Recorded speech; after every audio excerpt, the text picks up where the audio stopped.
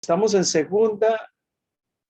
segunda de Samuel y particularmente queremos examinar la última parte de este libro, la última parte de este documento interesante que hemos estado revisando a lo largo de estas semanas, y desde el capítulo 21 hasta el capítulo 24, que son los últimos capítulos del libro.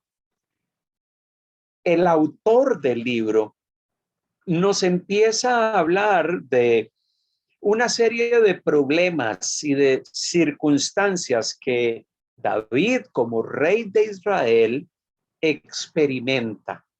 A lo largo del libro nos hemos encontrado que David estuvo en distintas circunstancias. El autor bíblico nos cuenta cómo vivió tiempos de triunfos, pero también tiempos de mucha tristeza.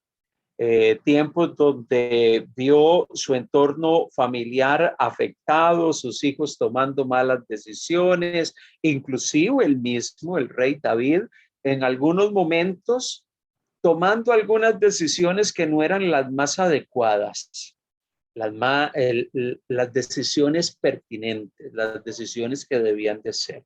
Y el autor lo cita, y aunque el autor bíblico, no pone un énfasis en aquellas cosas que David hizo mal, ni entra a reiterarnos y a recordarnos en lo mal que actuó David en ciertos momentos de su vida, el énfasis del autor es más recordar que David fue un hombre conforme al corazón de Dios, un ser humano con sus propias limitaciones, luchas, pruebas, tentaciones y dificultades. Entonces, esta última parte del libro nos plantea algunos problemas que David tuvo y el libro nos narra temas de guerra, conflictos con otros pueblos. Israel tenía una serie de tensiones con otras naciones y a David le tocó liderar a la nación en medio de esa circunstancia. Pero este último capítulo nos dice de que no solamente se vivieron temas de conflictos políticos y de guerra con otras naciones, sino que también la nación experimentó un ejemplo, tiempos de hambruna. El capítulo 21, en el versículo 1, y si tiene su Biblia ya a mano, segunda de Samuel, capítulo 21, versículo 1, dice, hubo hambre en los días de David por 3 años consecutivos. Entonces, cuando el autor bíblico nos narra eso, pareciese que unido a las problemáticas internas que a David le tocó lidiar como rey de Israel, que era una posición administrativa. Recordemos que él no era el que se encargaba de los temas religiosos en medio de la nación. Eso le tocaba a los sacerdotes y al liderazgo espiritual. David ejerció una actividad administrativa en medio de la nación y le tocó lidiar inclusive con tiempos de hambruna, tiempos de tremenda dificultad que el pueblo le enfrentó y le tocó lidiar con estas realidades. Se menciona al iniciar el capítulo 21. Pero lo llamativo es que no es como que el autor nos dice, bueno, además de todos los problemas internos que habían dentro de la nación, a David le tocó enfrentar dificultades como estas. Entonces, imagínense que la tarea de David no era una tarea fácil. O sea, Israel podía estar pasando por tiempos complejos, difíciles, habían situaciones políticas, pero habían también situaciones sociales, situaciones económicas, había una serie de circunstancias especiales que se presentaban. Esa era la realidad. Pero inmediatamente que se menciona que había una hambruna, el autor bíblico llega y nos dice que nos narra una historia y nos dice, bueno, hay un grupo particular de gente en medio de la nación, los gabaonitas, gente de la región de Gabaón, que en algún momento el rey Saúl, el rey que estuvo antes de David, tomó ciertas acciones contra ellas. El problema es que cuando Saúl tomó acciones contra la gente de Gabaón y Israel tenían un pacto pacto, tenían un acuerdo que venía de mucho tiempo atrás y que se describe en Josué capítulo 9. Los gabaonitas trataron de engañar al pueblo de Israel para que no los destruyesen cuando Israel iba hacia la tierra prometida. ¿Se acuerdan de ese pasaje de Josué capítulo 9, verso del 1 al 27? Y engañaron al pueblo de Israel con que ellos eran gente que estaban pasando tiempos difíciles y todo esto, y ellos le perdonaron la vida. Y después el pueblo de Israel se dio cuenta de que ellos habían usado del engaño para que Israel no los destruyese. Y ciertamente, entonces, cuando el pueblo de Israel en la época de Josué se percató de eso, usted lo puede leer en el capítulo 9, versículo 1 al 27 del libro de Josué. Israel llegó y dijo, ustedes nos engañaron, pues ahora está bien, nosotros les vamos a perdonar la vida porque hicimos un pacto con ustedes de que no íbamos a destruirlos. Pero ese pacto lo hicimos porque ustedes nos engañaron, pero ustedes van a tener que servirnos por toda su vida. Ustedes van a ser un pueblo, ustedes van a ser una nación que nos van a servir a nosotros. Desde ese momento, Israel es un pacto con Gabaón de que Israel nunca iba a atentar contra ellos. Algo que Saúl no cumplió. Saúl vino contra los gabaonitas y quebrantó un antiguo pacto. Entonces, esta situación es la que sale a relucir en el capítulo 21. Si vamos al capítulo 21 y leemos desde el versículo 2, desde la segunda parte del versículo 1 en adelante, hasta el versículo 6, quisiera que alguien me ayude a leer. Capítulo 21, versículo 1, podemos leer que leímos anteriormente hasta el verso 6. ¿Qué dice? Le leo, pastor. Amén. Dice, y David consultó a Jehová, y Jehová le dijo, es por causa de Saúl, y por aquella casa de sangre, por cuanto mató a los gabaonitas. Entonces el rey llamó a los gabaonitas y les habló. Los gabaonitas no eran de los hijos de Israel, sino del resto de los amorreos, a los cuales los hijos de Israel habían hecho juramento. Pero Saúl había procurado matarlos en su celo por los hijos de Israel y de Judá. Dijo, pues, David a los gabaonitas, ¿qué haré por vosotros o qué satisfacción os daré para que bendigáis la heredad de Jehová? Y los gabaonitas le respondieron, no tenemos nosotros querellas sobre plata ni sobre oro con Saúl y con su casa, ni queremos que muera hombre de Israel. Y él les dijo, lo que vosotros dijereis, haré. Ellos respondieron al rey, de aquel hombre que nos destruyó y que maquinó contra nosotros para exterminarnos sin dejar nada de nosotros en todo el territorio de Israel, dénsenos 7 varones de sus hijos para que los ahorquemos delante de Jehová en Gabá de Saúl, el escogido de Jehová. Y el rey dijo, yo los daré. Mire qué interesante. David reconoce de que Saúl, su predecesor, no había cumplido el pacto. Entonces David reúne a los gabaonitas y les dice, ciertamente Saúl no cumplió el pacto de que ustedes iban a estar protegidos, pues nosotros queremos arreglar esta situación por las buenas. Nosotros no hemos actuado correctamente con ustedes. Y los gabaonitas dicen, nosotros no queremos nada más, lo único que queremos es algunos descendientes de Saúl para nosotros vengarnos contra ellos por lo que Saúl nos hizo. Y ciertamente el resto del capítulo 21 nos narra cómo David llega y les dice, ok, ustedes tienen algunos descendientes de Saúl, te los vamos a dar, y ahí se menciona desde el versículo 7 en adelante como un grupo de 7 familias de Saúl son ajusticiados por las acciones del pasado. O sea, se toma una acción de venganza por las acciones de Saúl y parte de su familia, de su descendencia es ajusticiada y mueren.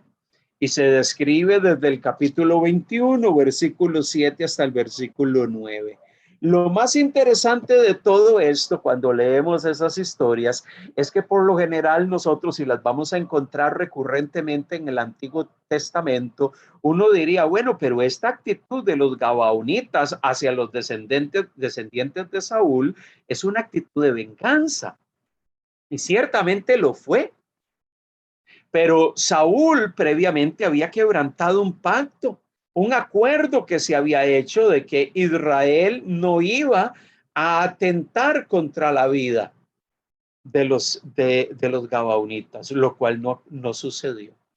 Entonces, lo interesante de todo esto es que probablemente en Israel, mucha gente al escuchar todo esto que estaba pasando y que David entregó a algunos de los descendientes de Saúl y que los gabaonitas los ajusticiaron y los mataron, probablemente podían llevar a muchos de los miembros de la nación, a muchos israelitas a decir, bueno, es que David está tomando represalias contra Saúl por todo lo que le hizo, porque lo persiguieron, porque Saúl trató de atentar contra su vida. David se está vengando.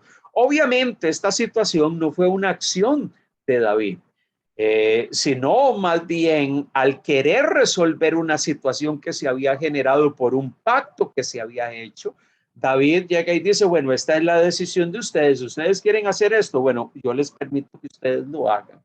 Pero lo que hace David posteriormente es en el versículos adelante, es que él toma los huesos de Saúl y de Jonatán y los lleva a otro lugar, y fue una forma de llegar y decir, o sea, lo que hizo David con los restos de Saúl y de Jonatán, su hijo, que ya habían muerto mucho tiempo atrás, fue tomar esos restos y llevarlos a un lugar mejor. Y era una forma de David de llegar y decir, no, yo ciertamente a David lo he honrado siempre, perdón, a Saúl, lo he honrado todo el tiempo. Y esta acción mía de tomar sus restos, sus huesos y llevarlos, porque mire lo que dice el verso 10, entonces Rispa, hija de Ajá, tomó una tela de silicio y la tendió para sí sobre el peñasco desde el principio de la siega hasta que llovió sobre ellos agua del cielo, y no dejó que ninguna ave del cielo se posase sobre ellos de día, ni fieras del campo de noche. Y fue dicho a David lo que hacía Rispa, hija de Ahá, concubina de Saúl. Entonces David fue y tomó los huesos de Saúl y los huesos de Jonatán, su hijo, y los hombres de Jabes, de Galat, que los habían hurtado de la plaza de Bexán, donde los habían colgado los filisteos cuando los filisteos mataron a Saúl en Gilboa. David, sabiendo que los huesos y los restos de Saúl y de su hijo Jonatán estaban en cierto lugar, él va y los honra, los lleva al lugar que corresponde para ser entregado, y fue una forma de David llegar y decir, yo no tengo ninguna represalia contra Saúl. Más bien yo quiero reconocerlo. Él merece ser enterrado dignamente. Su hijo Jonatán merece ser enterrado dignamente. Algunos dirán, bueno, esa fue una forma muy política de David de tratar de hacerle ver a la nación que él no tenía ningún enojo en su corazón contra Saúl. Político o no político, los actos de David, las acciones de David, al final de cuentas, fueron acciones que probablemente llevaron a la nación a decir, no, ciertamente David no tiene nada contra Saúl. Y lo que hemos visto a lo largo de mucho tiempo leyendo primera y segunda de Saúl es que a pesar de todo lo que Saúl trató de hacer contra David, David se pudo haber llenado de enojo, David se pudo haber llenado de amarguras por las actitudes de Saúl, pero en ningún momento encontramos a David tomando represalias directas. Él, de su parte, contra Saúl y contra su descendencia inclusive. Más bien los perdonó, más bien los protegió, los cuidó de ellos. Y esto habla mucho del corazón de David. Aunque mucha gente en el pueblo, en la nación, probablemente pensaba, no, David sigue resentido. Y muchas de las acciones que se han hecho en Israel son una acción de enojo y de disposición de David hacia Saúl y su descendencia por todo el mal que hicieron contra él. Entonces, esto es interesante porque pareciese que el autor bíblico, el escritor de estos libros, trata de poner en evidencia que David tenía todas las razones para tomar acciones y represalias contra todos los descendientes de Saúl. Él pudo haberlo hecho. Probablemente él tenía razones justificables para tomar acciones contra los descendientes de Saúl, pero no lo hizo. Y no lo hizo, ¿por qué? Porque él sabía que esas acciones no iban a arreglar la situación.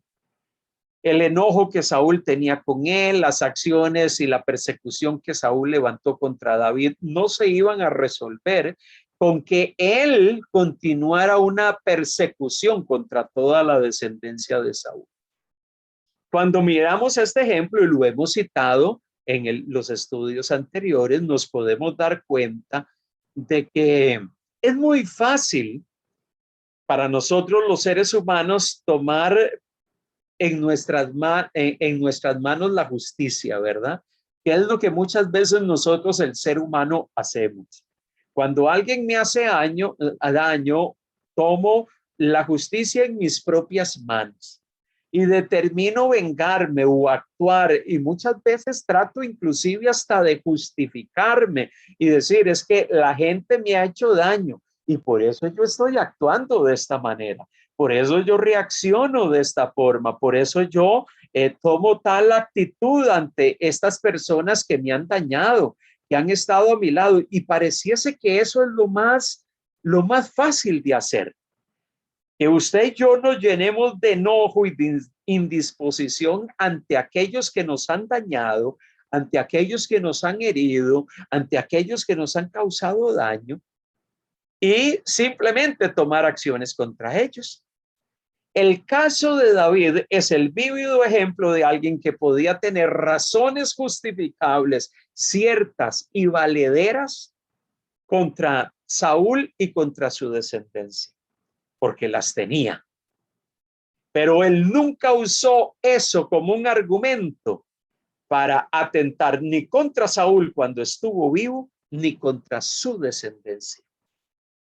Y eso nos habla mucho de por qué a lo largo de la Biblia, tanto en el Antiguo como en el Nuevo Testamento, encontramos continuamente la expresión, mía es la venganza, dice el Señor. ¿Se acuerdan de esos pasajes de la Biblia? Donde el autor bíblico llega y saca a relucir esos textos del Antiguo Testamento. Muchas veces el autor del Nuevo Testamento recuerda, mía es la venganza, dice el Señor. Eso quiere decir, el Señor va a pagar. El Señor es el que va a tomar acción. Y eso pareciese que es algo que va muy en contra de las actitudes que nosotros los seres humanos tenemos. Nosotros los seres humanos, por nuestra naturaleza caída, a nosotros nos gusta tomar acción, tomar, ¿cómo se llama?, la justicia en nuestras propias manos, actuar a nuestra manera. Y por eso es que permanentemente el texto bíblico nos viene recordando que hay momentos en la vida, que hay circunstancias y que hay instantes donde tenemos que poner delante del Señor todas las circunstancias que podemos estar pasando, viviendo. Por eso mire lo que dice Romanos capítulo 12.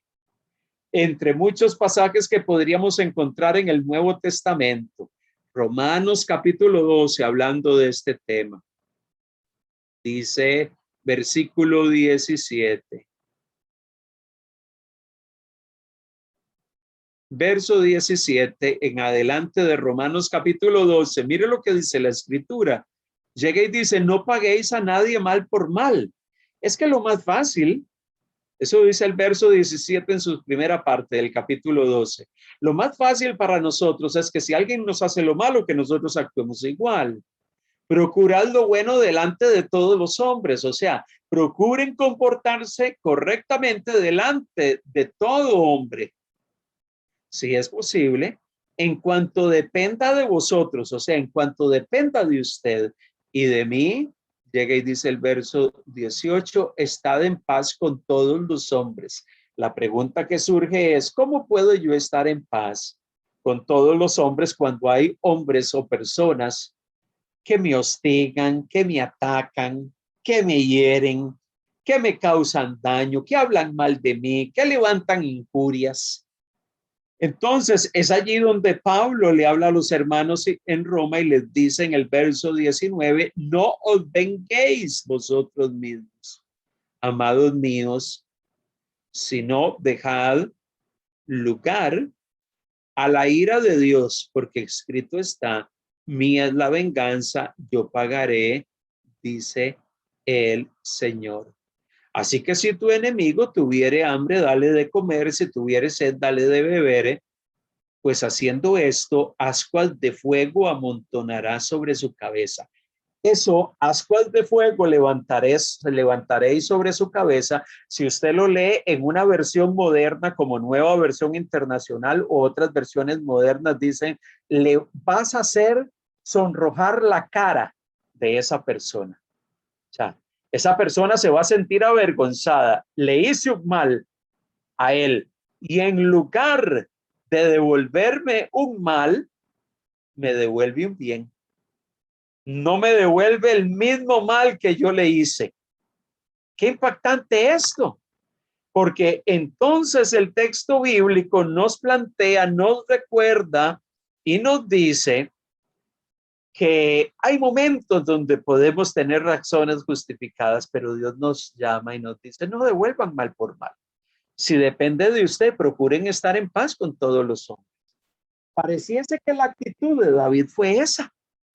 David, en medio de tener razones justificables para reaccionar contra Saúl y su descendencia por todo lo que habían hecho contra él nunca tomó acciones contra Saúl, estando vivo, y contra sus descendientes tampoco. Aun cuando levantaron complot, aun cuando trataron de atentar contra su vida, aun cuando muchos los traicionaron y muchos se unieron inclusive a su hijo Absalón para derrocarlo como rey, él extendió su bondad y misericordia hacia ellos.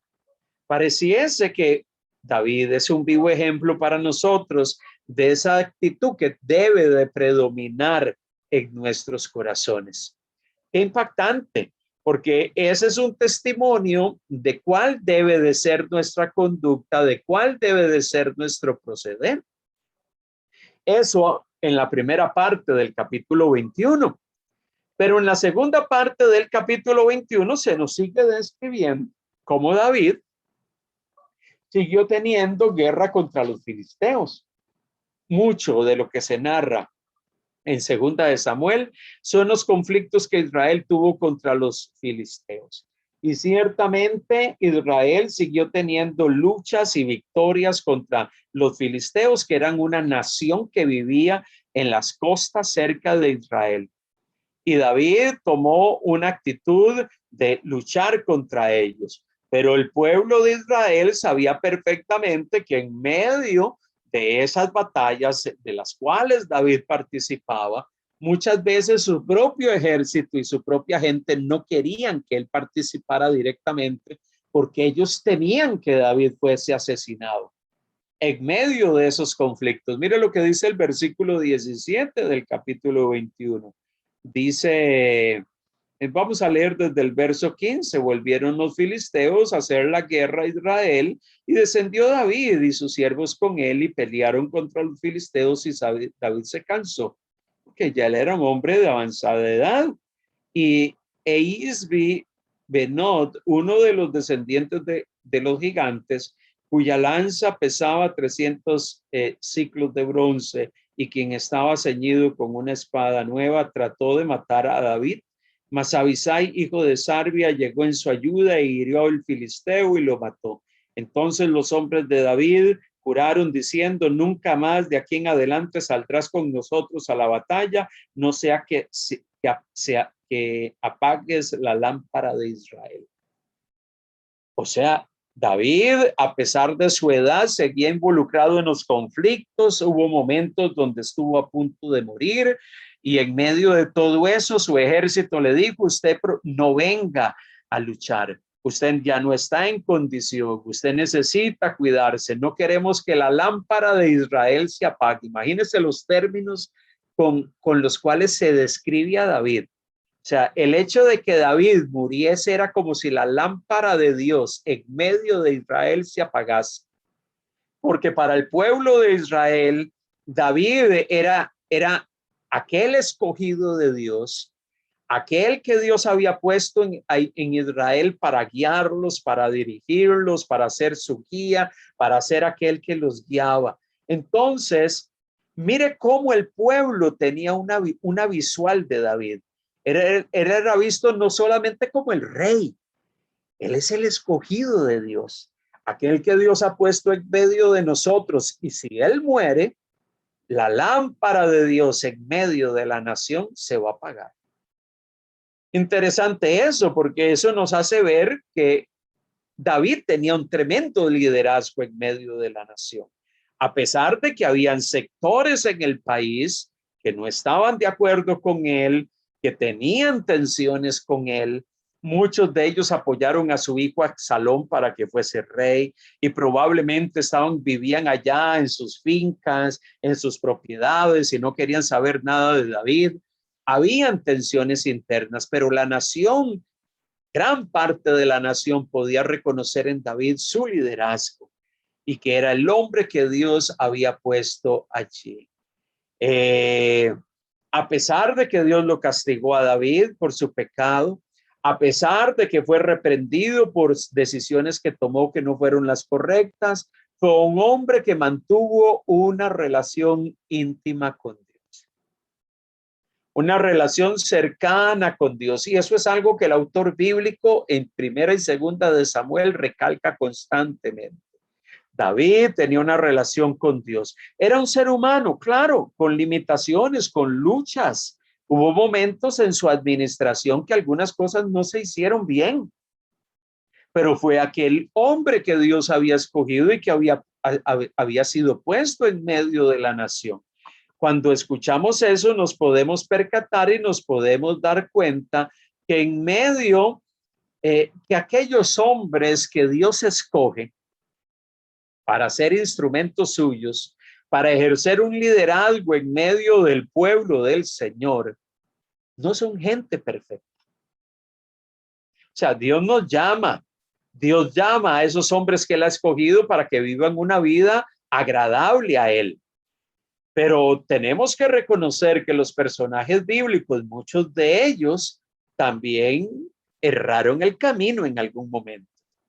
Dios les extendió su gracia, ellos se arrepintieron de sus pecados, reconocieron que se equivocaron, y Dios extendió su gracia restauradora sobre ellos, porque Dios en medio de todo esto sabía que David era un hombre conforme a su corazón, pero también sabía que era un hombre que como cualquier otro de nosotros, con sus luchas y con sus circunstancias. Cuando nosotros nos vemos, Dios nos llama a vivir una vida de santidad, una vida que le agrade. Dios nos llama a vivir una vida que le glorifique. Pero ¿quién de nosotros podría levantar la mano y decir, en medio del transitar por la vida, yo he vivido una vida impecable? Yo he vivido una vida sin pecado. ¿Quién de ustedes levanta la mano y dice yo? ¿Verdad que no?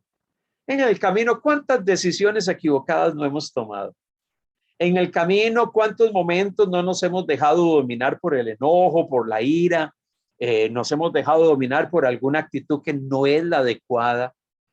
Reconocemos que nos equivocamos, nos arrepentimos, Dios nos extiende su gracia, pero tenemos que reconocer que hemos tenido luchas, hemos tenido batallas, y que en algunas batallas de esas no hemos salido victoriosos. pero tenga la plena seguridad que la gracia de Dios va a estar allí para recordarnos, exhortarnos, corregir nuestro camino y corregir y disciplinarnos. Y Dios extiende su gracia a través de su disciplina también. Cuando nos corrige, cuando Él usa instrumentos para corregir nuestro camino. David tuvo que experimentar las consecuencias de sus malas decisiones. ¿Sí o no? David tuvo que vivir muchas situaciones después de que Dios lo perdonó, que fueron consecuencia de sus decisiones equivocadas y que lo afectaron por el resto de su vida. Entonces, es allí donde nosotros como hijos de Dios también tenemos que darnos cuenta y percatarnos de que necesitamos estar apercibidos y aprender a discernir y a desarrollar la capacidad de poder venir delante de Dios reconociendo nuestra condición. Qué importante es que todos los días usted y yo podamos venir delante del Señor, reconocer nuestra condición y reconocer, Señor, ciertamente nos equivocamos. Ciertamente he sido débil, me acojo a tu gracia. Ciertamente ha habido fallos, perdóname. Por eso cada vez que oramos, cada día, siempre abrimos un espacio para presentarnos delante del Señor y pedirle perdón por nuestras faltas, por nuestros pecados, por nuestras maldades. Algo que encontramos comúnmente en el libro de Samuel, en el libro de Reyes y en Primera y Segunda de Crónicas, es lo que llamamos tensiones textuales. Cuando usted y yo leemos libros como los de Samuel, como los de Reyes y como los de Crónicas, que muchas veces repiten historias. O sea, una historia que se cita en Samuel se cita en Crónicas. Una historia que se cita en el libro de Reyes se cita en Crónicas. Son historias que se repiten, los autores las repiten desde distintas perspectivas, pero muchas veces encontramos tensiones textuales. Tensiones textuales significa que en un pasaje, en un libro se cita algo de una forma y en otro se cita de otra manera. Y mucha gente que se acerca a leer esto dice, pero ¿por qué en un pasaje dice una cosa y en otro pasaje dice otra totalmente diferente? Y está hablando de la misma historia. Y eso es lo que llamamos una tensión textual. Les voy a poner un ejemplo. ¿Qué dice 21:17 de Segunda de Samuel? Segunda de Samuel 21:17 que leímos dice, mas Abisai, alguien que me ayude a leer 21:17 mientras busco Primera de Crónicas 25.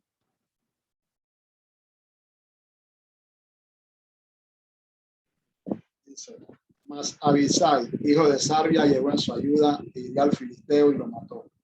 Entonces los hombres de David le juraron diciendo, nunca más de aquí en adelante saldrás con nosotros a la batalla, no sea que apagues la lámpara de Dios. Interesante ese pasaje que habíamos leído anteriormente, gracias Luis, porque viene hablando hablando acerca de una situación que se vivió con los filisteos y particularmente viene hablando allí en la historia narrada desde el verso 15 en adelante hasta el versículo 22 acerca de Isbi en Genob, uno de los descendientes de los gigantes, cuya lanza pesaba 300 ciclos de bronce y quien estaba ceñido, dice el verso 16, con una espada nueva, trató de matar a David. Y algunos dicen, bueno, qué interesante eso, porque está hablando de una experiencia que David tuvo con un gigante. Bueno, pero la historia que conocemos de un gigante es la historia de Goliat, ¿verdad? Y ahí se menciona otro. Y mire cuando vamos a Primera de Crónicas, capítulo 20, versículo 5. Llega y narra este pasaje de la Escritura, verso 4 del capítulo 20. Después de esto aconteció que se levantó guerra en Geser contra los filisteos y Sibecai, Usatita, mató a Sipai de los descendientes de los gigantes y fueron humillados. Volvieron a levantarse guerra contra los filisteos y el Hanán, hijo de Jair, mató a Labni, hermano de Goliat, Geteo, el asta de cuya lanza era como un rodillo de telar. Mire qué interesante, habla de el Hanán, hijo de Jair, mató a Labni, hermano de Goliat Geteo, el asta de cuya lanza era como un rodillo de telar. Cuando leemos estas historias que son paralelas, nos damos cuenta que muchas veces hay nombres que cambian y en un pasaje se cita uno y en otro pasaje se cita otro. Hay pasajes de crónicas que mencionan cierta cantidad de personas y ahora lo vamos a ver más adelante y en otros lugares se menciona otra cifra. Y normalmente la gente dice, pero ¿por qué esas diferencias? Si se está hablando de una misma historia, porque en un relato se menciona algo de una forma y en otro relato se menciona de otra forma. Bueno, muchas veces las diferencias tienen que ver con temas de copia cuando son números.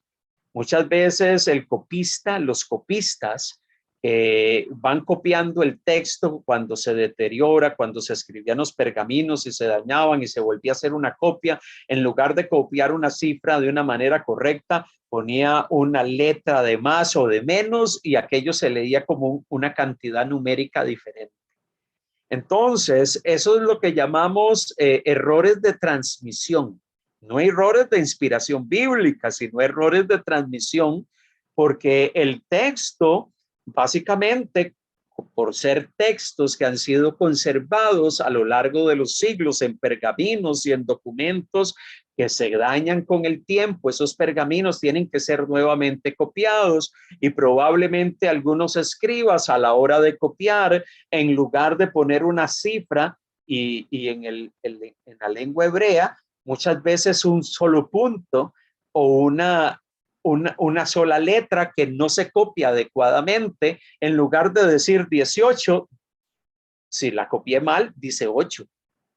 Un punto puede hacer una diferencia. Una letra del alfabeto que es similar a otra letra del alfabeto puede hacer una tremenda diferencia. Imagínese un copista que está copiando por horas. ¿Cuántos errores de transmisión no se habrán dado? Y por eso es que en algún momento encontramos errores de ese tipo. O que en algún momento en un libro se usa el nombre de un personaje, que se usa un término o un nombre común que tenía la persona, pero en otro libro se cita a la misma persona con otro nombre, pero no es que tenía otro nombre o que hay una contradicción, sino que es el mismo personaje, solamente que esa persona en ciertos contextos se llamaba así y en otros contextos se usaba otro término. Un ejemplo de eso, en el Nuevo Testamento vemos cómo muchos personajes de la Biblia usan nombres latinos o nombres griegos y en otros textos del Nuevo Testamento se usa su nombre hebreo. Un ejemplo, Pedro. Pedro en algún momento, en algunos textos del Nuevo Testamento se le llama Cefas. Entonces es que en algún momento se usa su nombre, ¿cómo se llama? Griego, pero en otros momentos se usa su nombre hebreo. En el contexto de Pablo, el nombre griego de Pablo era Saulo de Tarso. El nombre hebreo era Pablo. Entonces, eso lo encontramos comúnmente en el mundo antiguo. Por eso, cuando usted y yo veamos esos detalles en pasajes, principalmente en estos libros, Samuel, Reyes, Crónicas, y vemos que hay una historia que se lee en Samuel, pero está también citada en Crónicas y que hay se cita la misma historia, pero se llama a una persona por distinto nombre o que las cifras varían. Son temas textuales de transmisión del texto. Recuerde, el texto que nosotros tenemos impreso en una Biblia en nuestro idioma ha sido un texto que ha llegado a nosotros a lo largo de los siglos porque ha habido gente que se ha dado a la tarea de copiar, de transcribir ese documento. Esos documentos no eran perecederos. En el mundo antiguo se escribía en materiales que con el paso del tiempo se deterioraban.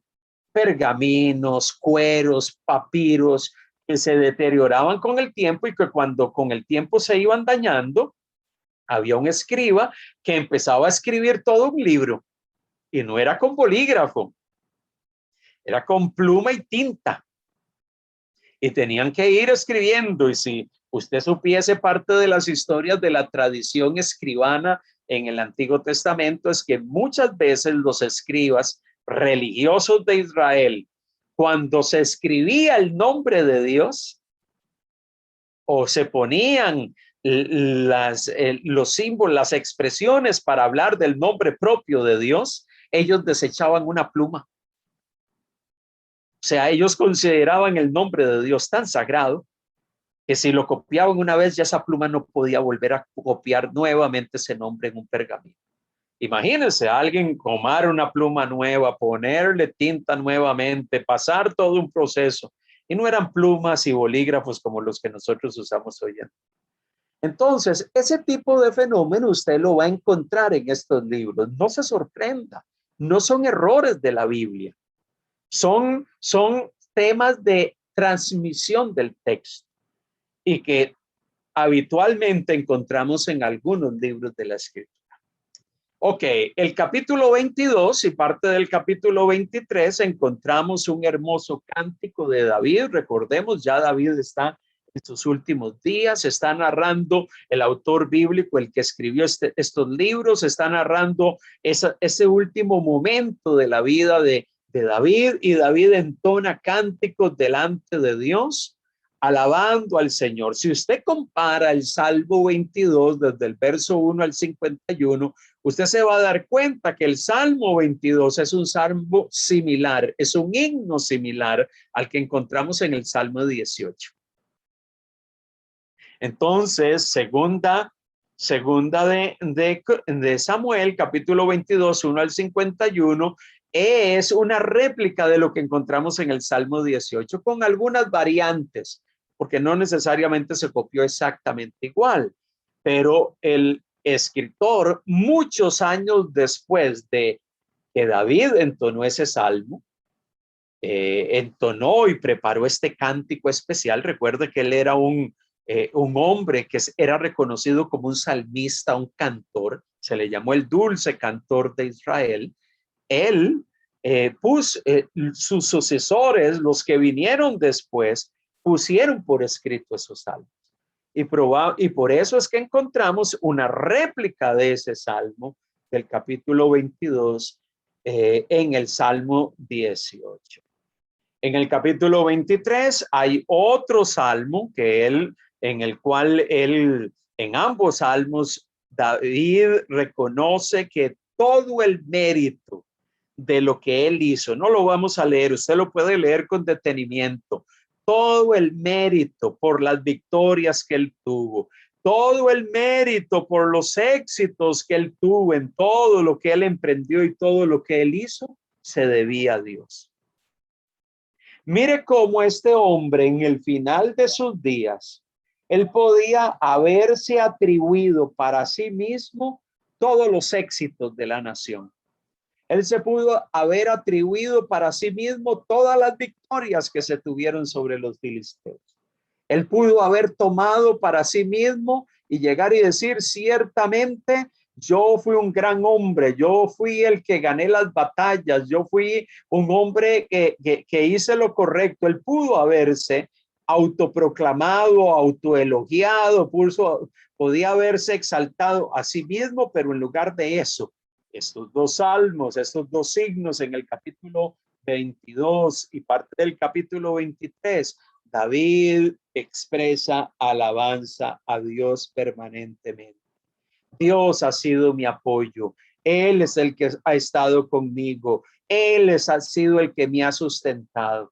Y vamos a leer ese salmo, vamos a leer el Salmo 22, pero quiero por un momento dejarle en su mente esto.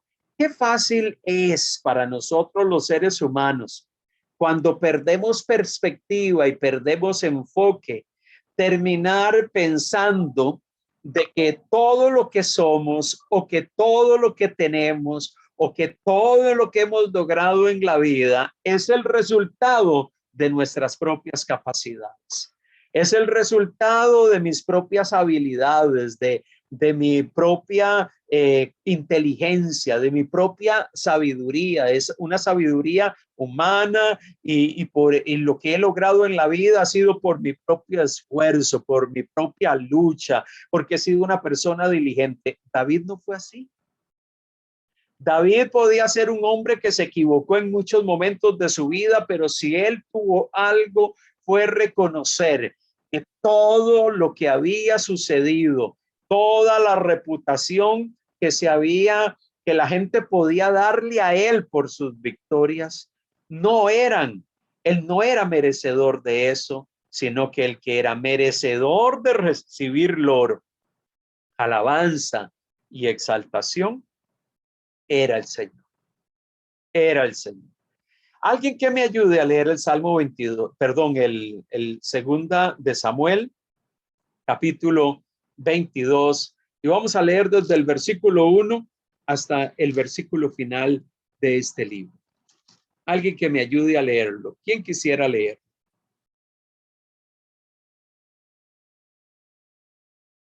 Amén. Alguien, un voluntario. Amén. Amén. Gracias, Dice, Mailía. dice Salmo de David. David dedicó al Señor la letra de esta canción cuando el Señor lo libró de Saúl y de todos sus enemigos.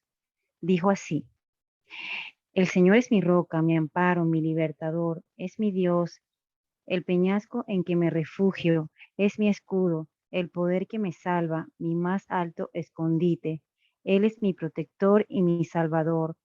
Tú me salvaste de la violencia. Invoco al Señor que es digno de alabanza y quedo a salvo de mis enemigos.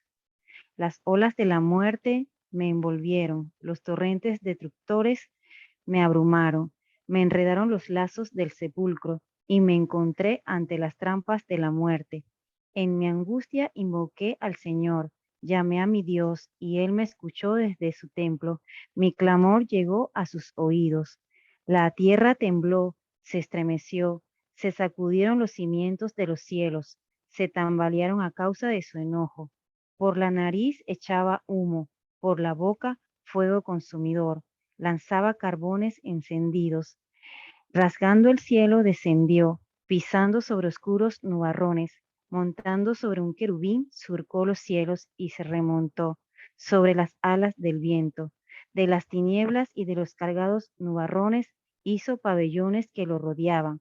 De su radiante presencia brotaron carbones encendidos. Desde el cielo se oyó el trueno del Señor, resonó la voz del Altísimo, lanzó flechas y centellas.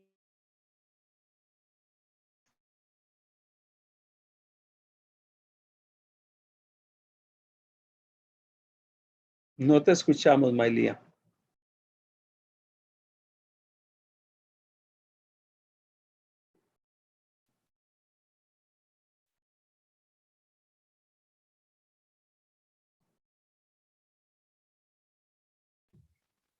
A causa de la reprensión del Señor y por el resoplido de su enojo, las cuencas del mar quedaron a la vista, al descubierto quedaron los cimientos de la tierra.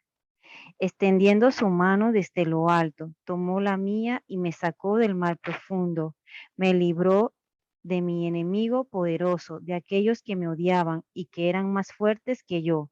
En el día de mi desgracia me salieron al encuentro, pero mi apoyo fue el Señor. Me sacó a un amplio espacio, me libró porque se agradó de mí. El Señor me ha pagado conforme a mi justicia, me ha premiado.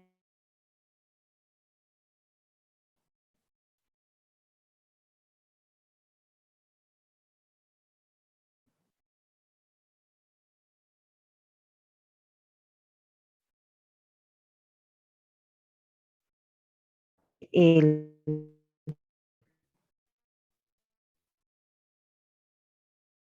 y me he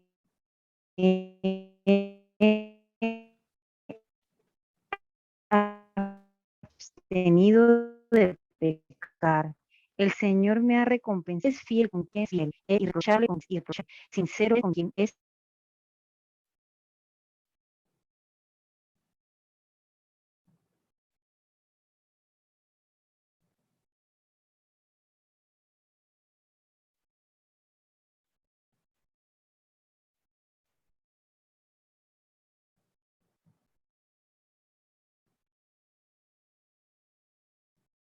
No te escuchamos, Mailía. Por lo menos yo no. Ya. Dice la señal acá, pero sagaz con el que es tramposo. Das la victoria a los humildes, pero tu mirada humilla a los altaneros. Tú, Señor, eres mi lámpara. Tú, Señor, iluminas mis tinieblas. Con tu apoyo me lanzaré contra un ejército. Contigo, Dios mío, podré asaltar murallas. El camino de Dios es perfecto. La palabra del Señor es intachable. Escudo es Dios a los que en él se refugian. Pues, ¿quién es Dios sino el Señor? ¿Quién es la roca sino nuestro Dios? Es Él quien me arma de valor y endereza mi camino. Da a mis pies la ligereza del venado y me mantiene firme en las alturas. Adiestra mis manos para la batalla y mis brazos para tensar arcos de bronce. Tú me cubres con el escudo de tu salvación. Tu bondad me ha hecho prosperar. Me has despejado el camino. Por eso mis tobillos no flaquean. Perseguí a mis enemigos y los destruí. No retrocedí hasta verlos aniquilados. Los aplasté por completo. Ya no se levantan. Cayeron debajo de mis pies. Tú me armaste de valor para el combate. Bajo mi planta sometiste a los rebeldes. Hiciste retroceder a mis enemigos y así exterminé a los que me odiaban. Pedían ayuda, no hubo quien los salvara. Al Señor clamaron, pero no les respondió. Los desmenucé, parecían el polvo de la tierra. Los pisoteé como al lodo de las calles. Me has librado de una turba amotinada, me has puesto por encima de los paganos. Me sirve gente que yo no conocía. Son extranjeros y me rinden homenaje. Apenas me oyen, me obedecen. Esos extraños se descorazonan y temblando salen de sus refugios. El Señor vive, alabada sea mi roca, exaltado sea Dios mi Salvador. Él es el Dios que me vindica, Él que pone los pueblos a mis pies. Tú me libras de mis enemigos, me exaltas por encima de mis adversarios, me salvas de los hombres violentos. Por eso, Señor, te alabo entre las naciones y canto salmos a tu nombre. El Señor da grandes victorias a su rey, a su ungido David y a sus descendientes. Les muestra por siempre su gran amor. Amén. El Señor es el que ha dado victoria a David y a sus descendientes. Si hay algo que David reconoce, es que Dios ha sido su roca, de que Él ha sido quien lo ha sostenido, de que Él ha sido quien lo ha librado de sus enemigos, que Él ha sido el que ha estado allí en medio de los tiempos oscuros y en los tiempos difíciles. Cuando leemos esas palabras nos podemos percatar de que David reconoce, logra comprender el papel que Dios jugó en su vida, el papel central que el Señor tenía en todo lo que sucedió alrededor de él.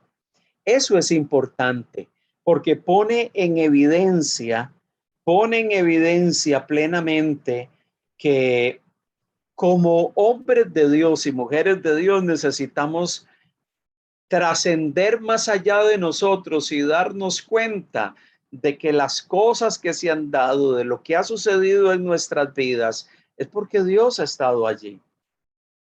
Que si usted y yo hemos experimentado la gracia de Dios es por su gran amor. No porque usted y yo necesariamente lo hayamos merecido o porque nosotros seamos gente buena. Es que Dios es misericordioso. Es misericordioso. Entonces, David termina su vida reconociendo y entendiendo de que el Señor es el que ha estado allí. Él es el protagonista principal. Lo interesante de todo esto es que a partir del capítulo 23, del verso 8 al 39, encontramos una lista enorme de todos aquellos colaboradores humanos que apoyaron a David en medio de sus grandes empresas, entre ellas empresas humanas y militares. Inclusive ahí se menciona a Urías Eteo en la lista, el esposo de Betsabé, que luego se convirtió en la esposa de David y que David cometió un acto no correcto, un acto inmoral al tomarla a ella como mujer y de luego levantar todo un complot para la muerte de Urías. Urías es puesto por el autor como parte de aquellos hombres de guerra que estuvieron con David. Mire qué interesante, el capítulo 22 y parte del capítulo 23, David levanta cánticos a Dios, exaltando y reconociendo que Dios es el que está en control de todo, que Él es el Señor de la vida, que Él es el que guarda y sustenta su vida, pero también el autor reconoce que en medio de todo esto hubo una colaboración humana. Hubo gente que apoyó a David, gente, hombres de guerra y gente valiente que batalló y libró luchas al lado de David durante todos estos años. Interesante esto. El autor bíblico reconoce por un lado, inspirado por Dios, de que David sabía que Dios era su roca y quien había estado con él. Pero también el autor bíblico reconoce esa faceta humana. Reconoce la faceta humana y reconoce que hubo hombres que estuvieron allí en medio de las batallas, que muchas de las cosas que se lograron como nación fue porque hubo hombres valientes que caminaron al lado de David. Qué interesante eso, poder reconocer a quien merece ser reconocido. O sea, el hecho de que reconozcamos el esfuerzo de los hombres, la dedicación de un líder, el amor de un hombre que sirve o de una mujer que sirve al Señor, no significa de que vamos a perder de perspectiva que el primero que tiene que ser honrado en todo es Dios. Pero también tenemos que reconocer que Dios ha levantado hombres y mujeres valientes que sirven a Dios, que están ahí al lado de un líder, y reconocerlos no es algo que esté mal.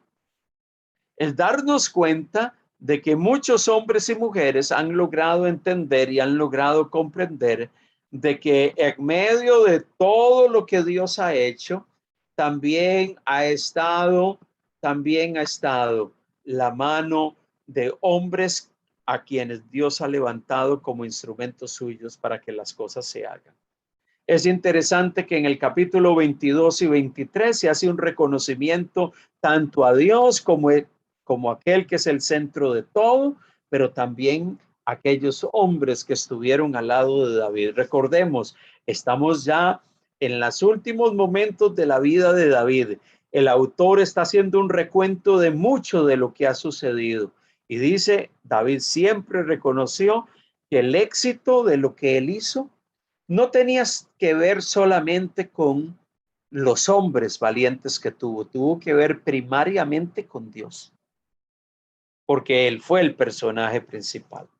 Por último, el capítulo 24 de Segunda de Samuel nos narra una historia de un censo y de una plaga. Una circunstancia muy particular que se narra allí, capítulo 24, Segunda de Samuel, capítulo 24, versículo 1 dice, volvió a encenderse la ira de Jehová contra Israel e incitó a David contra ellos a que dijese, ve, haz un censo de Israel y de Judá. Lo interesante de todo esto, como mencionábamos anteriormente, es que si usted lee acerca de este censo en Samuel, se dice que Jehová, la ira de Jehová se levantó, se encendió contra Israel e incitó a David contra ellos a que dijese, ve, haz un censo de Israel y de Judá. El lenguaje que usa el autor de Samuel es prácticamente que Dios tuvo que ver con el tema del censo. Lo llamativo de todo es que cuando nosotros leemos la narrativa de este mismo pasaje en el libro, en el libro, ¿cómo se llama? De Crónicas, nos podemos dar cuenta de que se usa un lenguaje diferente. Primera de Crónicas, y vamos a estar buscando Primera de Crónicas, mire lo que dice, capítulo 21. Primera de Crónicas, capítulo 21. Lo podemos buscar en nuestras Biblias. Dice la palabra del Señor: pero Satanás se levantó contra Israel e incitó a David a que hiciese censo de Israel. Aquí es donde vemos este tema textual que mencionábamos anteriormente. Una historia que un autor en un libro cita de una forma y otro lo cita de otra manera. La pregunta es: ¿quién incitó al pueblo a que se hiciese eso, a que se hiciese ese censo? ¿Fue Dios o fue Satanás? Se menciona en el pasaje de Crónicas. Bueno, probablemente tenemos que reconocer de que Dios permitió que el corazón de David fuese incitado o movido por el maligno para hacer esto. Y lo que está diciendo básicamente segunda de Samuel, capítulo 24, es que Dios permitió o Dios autorizó al maligno para incitar al corazón de David para que él hiciese esto. Él lo permitió y fue Dios quien lo permitió. Solamente que el autor de Crónicas menciona de que el enemigo metió su mano. Nos recordamos siempre de la historia de Job, ¿verdad? Donde Dios autoriza al enemigo, a ese ángel caído, para que vaya y venga contra la vida de Job, de su familia, de sus bienes, y que haga una serie de cosas contra este hombre. Dios permitió eso. Pues algunos, y una explicación ante estas dos historias que para algunos podrían ser contradictorias, es básicamente el autor de Samuel reconoce que es Dios el que estuvo detrás de todo esto, permitiendo. Y el autor de Crónicas lo que hace básicamente es llegar y decir, bueno, fue el enemigo, el maligno, el que incitó el corazón de David. Pero obviamente Dios se lo permitió. Entonces, esa es una explicación lógica para esto. Para esto, un autor cita algo desde su perspectiva y otro lo cita desde la suya. No necesariamente son pasajes contradictorios. Es como que alguien te cuente una historia y la cuenta desde su perspectiva de lo que él vio y otro te la cuenta desde su perspectiva. Cuando las comparamos puede ser que hay algo que una persona vio que el otro no vio. Hubo detalles que éste mencionó y recordó y observó y el otro no los observó y por eso no los mencionó. Eso no significa que no ocurrieran. No ocurrieron, simplemente que este sí los vio y los citó y aquel no los vio y no los citó. Es un asunto de perspectiva y probablemente el autor de los libros de Samuel y el autor del libro de Crónicas se acercan desde una perspectiva distinta a presentar una misma historia. Hay un censo que se hace, Dios se indispone por ese censo que se hace, desata su enojo sobre Israel por eso que se hizo. ¿Por qué? ¿Cómo se llama? Dios se enoja por esto. El pasaje no explica por qué Dios se enojó, ni por qué hacer un censo era algo pecaminoso. Por lo general, en las culturas antiguas, se tenía la idea en el mundo antiguo, no solo en Israel, sino en algunos otros entornos culturales, de que cuando una nación hacía un censo para saber cuántos soldados tenemos, cuánto ejército tenemos, era una forma de que la gente ponía su confianza en su capacidad militar. Llegar y decir, mira, yo tengo un ejército vasto, un ejército enorme, un ejército con el cual puedo derrotar a mis enemigos y termino reconociendo que si voy a obtener una victoria es por mi gran ejército.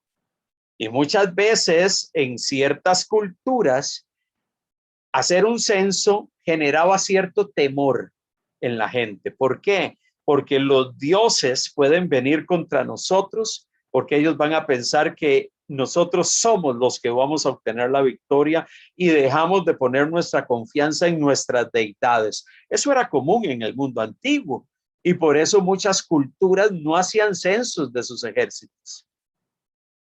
Al final de cuentas, es esa la razón por la cual Dios castigó y trajo su enojo sobre Israel. Bueno, el pasaje no lo dice.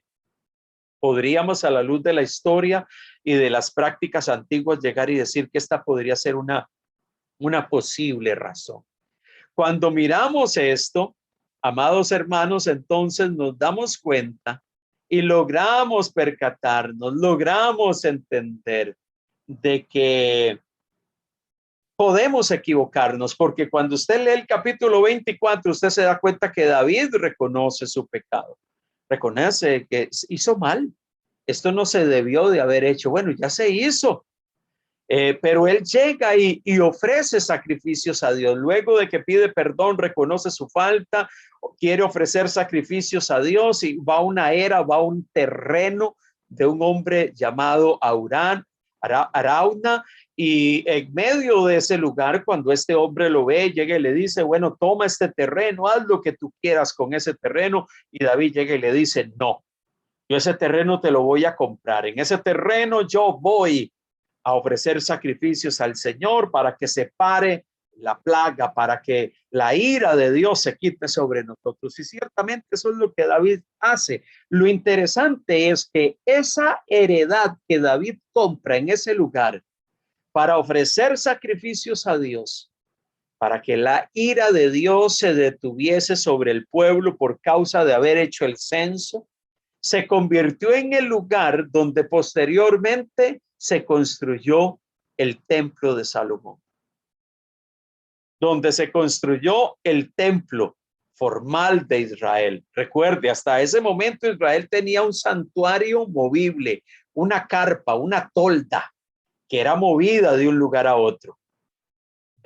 David, sabemos que no pudo construir el templo. Dios le dijo, tú no vas a construir ese templo, tú eres un hombre de guerra, yo no voy a permitir que un hombre que tiene sangre en sus manos construya este lugar.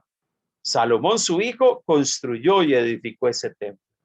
Pero esa heredad que se compró por razón de querer ofrecer un holocausto a Dios para que Dios detuviese su ira, y el juicio que había traído por causa de la decisión de Israel de hacer un censo, de David de hacer un censo, en un futuro se convirtió en el lugar donde fue edificada la casa de adoración a Dios. David siempre tuvo interés en un lugar, pero Dios no le permitió edificar ese lugar. Y le dijo, tú no eres el hombre para edificar ese lugar. Qué interesante esto. Porque terminamos el libro entonces de Segunda de Samuel, los libros de Samuel, hablando de detalles de la vida de David, detalles de la vida del segundo rey de Israel, y Primera de Reyes inicia dándole una continuación a este tema, que es lo que vamos a ver posteriormente. Lo que a mí me llama la atención y creo que es relevante que tengamos presente es que qué interesante, un lugar que se compra, la era, el terreno, el lote, la propiedad de este hombre, de Arauna, ese lugar que al principio fue escogido para ofrecer un holocausto a Dios, solicitando su gracia y solicitando su perdón, se convirtió en un lugar que Dios utilizó para edificar su lugar de adoración. Mire cómo Dios cambia las cosas. Un lugar que fue comprado para solicitar el favor y el perdón divino, Dios lo convierte y lo transforma en un lugar que con el paso del tiempo se va a convertir en un centro de adoración para toda la nación. Mire cómo nosotros los hombres muchas veces tenemos planes. Voy a comprar ese lugar para hacer tal cosa, David. Voy a comprar esta era, este lote para ofrecer sacrificio a Dios y pedir su perdón por lo que acabamos de hacer. Pero Dios, aquellos planes que ejecutamos nosotros los hombres, mire cómo Dios los toma y cómo Dios los transforma. Un lugar que David visualizó simple y sencillamente para ofrecer un holocausto a Dios, Dios estaba pensando, este va a ser el lugar para que sea edificado mi templo. Qué tremendo ver a Dios haciendo cosas sobre la base de acciones que nosotros los hombres, mire, muchas veces usted y yo tomamos decisiones en la vida y muchas veces nosotros no miramos las implicaciones al futuro de lo que Dios puede hacer con algo. Porque nosotros con nuestra mente limitada, con nuestra capacidad limitada, nosotros vemos a corta distancia. Pero Dios mira a larga distancia. Nosotros decimos, esto voy a hacerlo hoy, porque yo creo que esto debe de ser así, y probablemente Dios con el tiempo, aquello que usted quiso hacer hoy y que tenía un impacto para usted hoy, Dios lo mira y dice, yo a través de eso voy a hacer algo que va a tener un impacto a futuro. Entonces me pregunto, ¿cuántas cosas de las que usted y yo hacemos, de nuestras decisiones, de nuestro proceder, de nuestros actos, de nuestro comportamiento, de nuestras actitudes, usted toma decisiones sobre la base de esas cosas? Y nosotros creemos que eso es algo que resuelve un problema presente, que atiende una situación del momento, pero Dios muchas veces está diciendo, de eso que hizo la hermana Elba, de eso que hizo Ronnie, de eso que hizo Luis, de eso que hizo Mailía, de eso que hizo Porfiria, yo voy a hacer algo que va a ir más allá. Puede ser que cada uno de nosotros no vemos más allá. Y por eso es tan importante estar sintonizado con el Señor para entender lo que Él quiere hacer. Porque Dios, yo siempre pongo la comparación con las luces del carro. Sabe que las luces del carro tienen luces cortas y luces largas. Cuando usted va por una autopista y hay poco sistema de iluminación, ¿cómo se llama? En la carretera, usted lo que hace es poner las luces largas, porque si no, usted va a ver a una muy corta distancia y usted, para evitar un accidente o una situación, usted pone las luces largas. Muchas veces nosotros nos movemos en la vida con luces cortas y por lo general así somos los seres humanos. Nosotros visionamos las cosas a corto plazo porque o visionamos a unos cuantos metros, pero Dios siempre está mirando más allá, porque las luces de Dios son luces largas. Y Dios siempre va a estar mirando y va a estar diciendo, esto yo lo voy a usar para que dentro de 5 años o 10 años se suscite otras cosas. Mire, yo he conocido personas que en algún momento adquirieron algo con planes y propósitos que no eran malos. Y dijeron, esto lo adquiero o esto lo voy a hacer porque pienso que en algún momento esto puede servir para algo. Y Dios, después de 2 años, 3 años, toma aquella decisión que tomaste, toma aquello que determinaste realizar y lo transforma, y aquello que adquiriste o aquello que hiciste le da un matiz diferente y dice, no, esto va a servir para otra cosa. Y nos hace entender de que sus planes van mucho más allá de los nuestros. Por eso cuando usted haga algo, por eso cuando yo haga algo, yo siempre debo de tener en mi mente y en mi corazón, bueno, esto es lo que yo quiero. Esto es lo que a mí me parece. Yo estoy visionando esto. Señor, ¿qué es lo que tú quieres? Porque puede ser que yo estoy adquiriendo o haciendo esto con esta intención, pero ¿qué es lo que tú quieres? Ciertamente, tú me permitirás que yo lo haga. Muchas veces, ¿cuántos padres no adquieren algo pensando esto es lo que yo voy a hacer? Y al final de cuentas no son ni los padres los que ejecutan algo, sino que son los hijos o los nietos, 10, 15 o 20 años después con aquello. Y uno llega y dice, qué tremendo. Mi abuelo adquirió esto, hizo esto con esta intención. Y en lo que se transformó esto después de tantos años. porque Dios, los propósitos de Dios tienen una visual mucho más larga que la nuestra. David no sabía que ese terreno se iba a convertir en el lugar donde Dios iba a decir, allí se va a construir el templo. Ya después, Dios le dijo, ciertamente se va a construir un templo, pero le dijo, tú no lo vas a hacer, lo va a hacer tu hijo Salomón. Al final de cuentas, así fue. Un terreno que se compró con el propósito de ofrecer un holocausto. Dios lo convirtió en un terreno que después fue usado para edificar su lugar de adoración. Tengamos siempre presente, amados hermanos, cuáles son las luces con las cuales Dios está viendo las cosas. Por eso usted y yo necesitamos permanentemente estar a la expectativa. ¿Qué es lo que Dios está queriendo hacer con esto que yo pienso que debe de hacerse?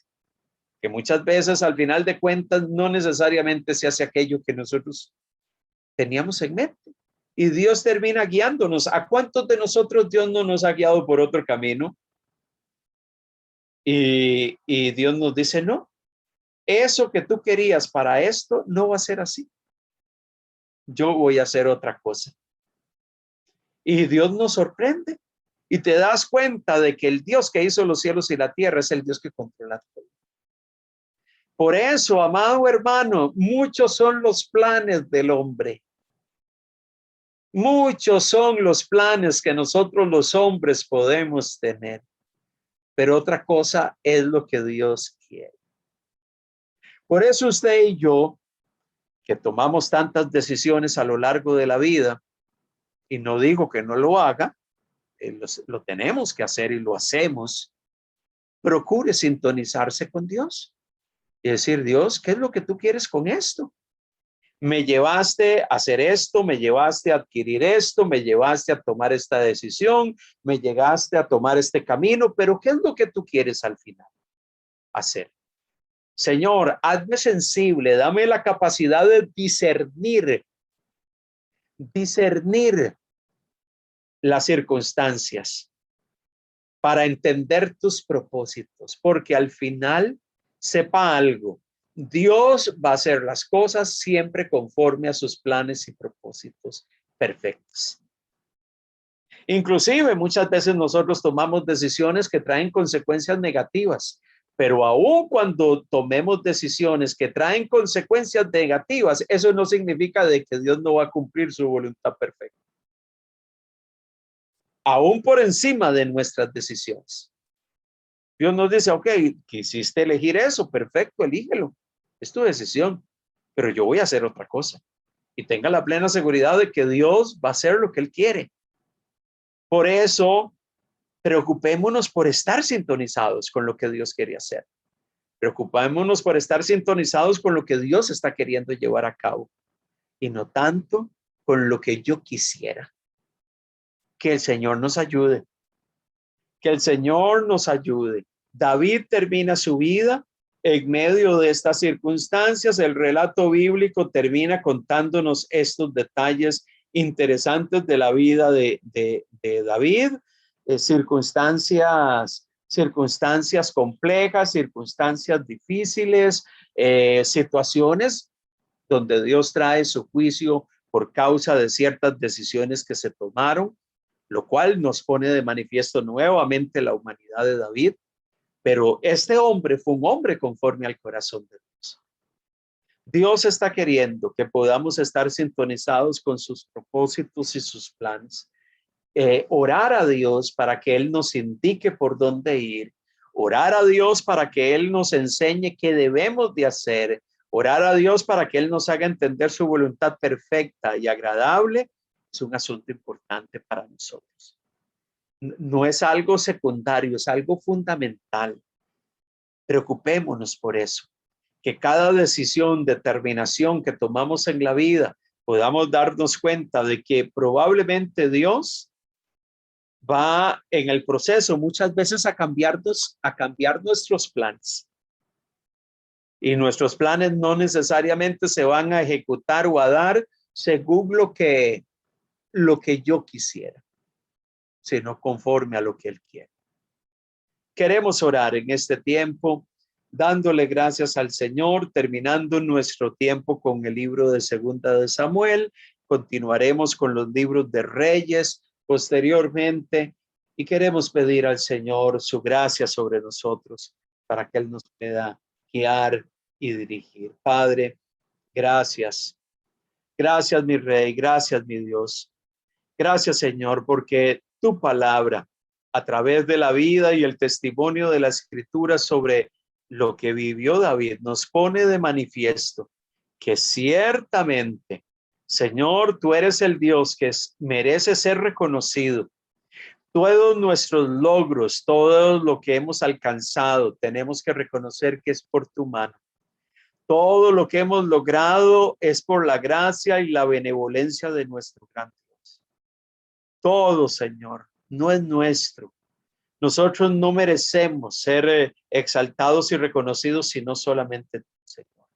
Oh Dios, venimos delante de tu presencia con alabanza, venimos delante de tu presencia con adoración, venimos delante de tu presencia dándote la gloria, la honra, el honor, el poder, el imperio. Pedimos que tú nos guíes, Señor, que en medio de las decisiones de la vida, que en medio de las determinaciones que tomemos, Señor, tú puedas encaminarnos. Encamina nuestros pasos.